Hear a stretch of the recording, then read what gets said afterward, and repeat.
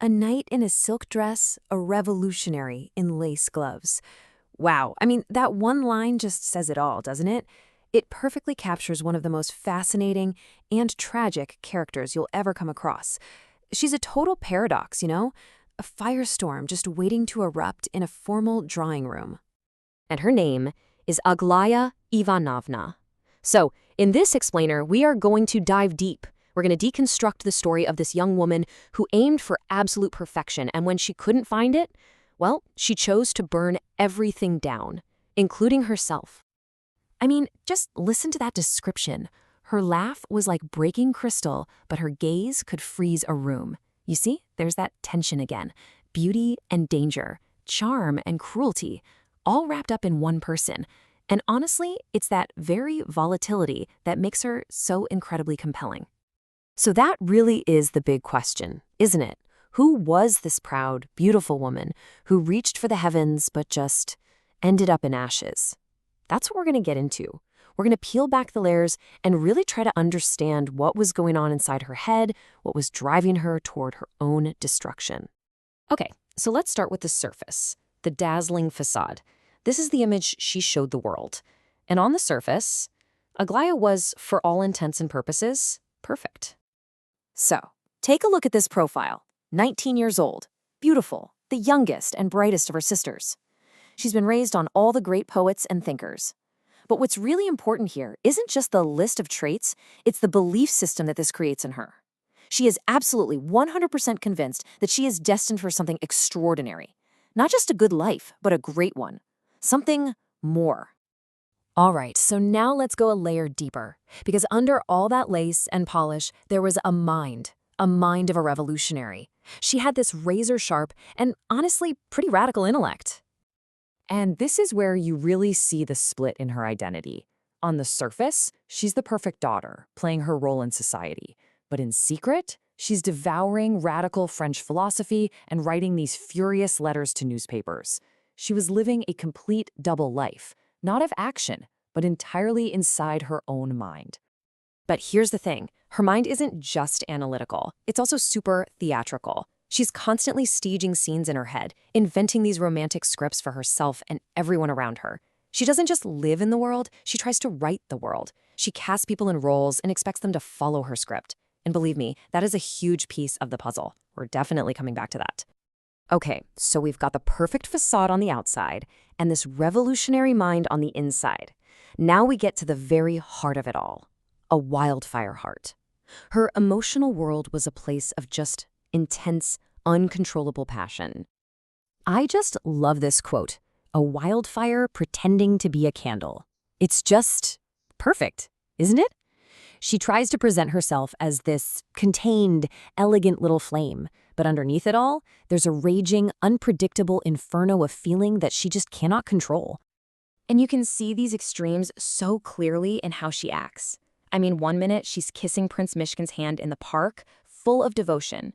The next, she's in a drawing room spinning the word idiot at him. This isn't just a mood swing, folks, it's a total 180.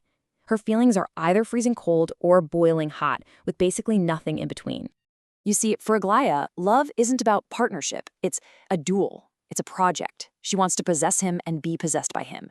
She wants to be his savior, but she also wants to be his creation. It's this completely contradictory, impossible set of demands. And all of this brings us right to the heart of her tragedy. Why would someone with all this promise, all this brilliance, choose ruin? Well, it all comes down to her idealism, and what happens when those dreams collide with reality. There's this idea called romantic absolutism, and it is the absolute key to understanding Aglaya. It's this belief that if the world won't conform to your dream, you have to burn the dream down. It's all or nothing, no compromise, no middle ground. Either reality bends to her will, or she will destroy everything. And you can see how this plays out, step by step. First, she needs the cause, like other people need air. It's a desperate need. Second, she finds her banner, Prince Myshkin. He becomes her perfect romantic ideal. Third, reality hits. The prince, it turns out, is a real, complicated person, not a character in her play. He won't follow her script. And that leads to step 4, the detonation. Her pride just explodes. She would rather choose complete ruin than ever compromise or admit she was wrong. So you might be asking, why are we spending all this time on a character from the 19th century? Because Aglaya's story is still so relevant. She's a modern warning about why idealism, when it's totally uncompromising, can be so dangerous. Think about it. She's been called the last knight of European idealism, riding straight into the Russian abyss. Symbolically, she's this huge figure representing those beautiful, noble, romantic ideals, crashing headfirst into the messy, chaotic reality of the real world. She's a knight in shining armor, but that armor doesn't protect her from anything. But let's bring it down to a personal level. Have you ever met an Aglaya? I bet you have. Maybe you've even been one at some point.